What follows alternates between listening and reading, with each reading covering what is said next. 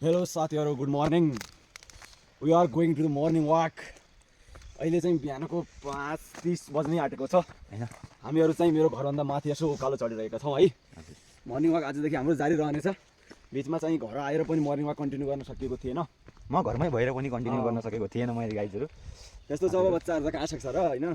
त्यो चाहिँ अब देखाउँछु मैले यो बच्चाहरू भन्ने ठाउँलाई आएपछि यसो बाटो देखाउने हो कसरी उ गर्ने भन्ने कुरा होइन। म देखिरहेको छैन कि जस्तो लाग्छ मलाई चाहिँ। तपाईँ अब चाहिँ देखियो होइन कतिको अहिले अँध्यारो छ भन्ने कुरा तपाईँहरू चाहिँ दीपावलीको पनि शुभ मुहुर्त होइन। कसै कसैको घरमा चाहिँ अहिले झुमझुम बत्ती बिहानतिर देखिरहेको छ हेर्नुहोस् साथीहरू। डाँडा काँडा मात्रै देखिने भइरहेछ। राम्रो छ, चिल छ। बिहान उठ्न सकेपछि ओहो अक्सिजनसँगै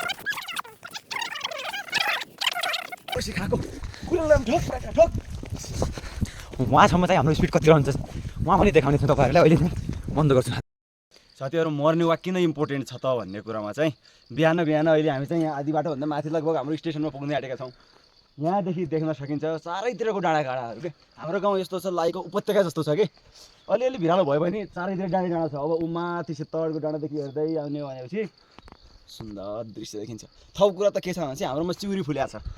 चिउरी फुलेर यस्तो मगमग बासना छ कुरै छैन। अहिले हाम्रो सागर भाइ के भनिरहेको थियो, मेरो मौरीको घरमा पनि यस्तै यस्तै बासना आइरहेको हुन्छ।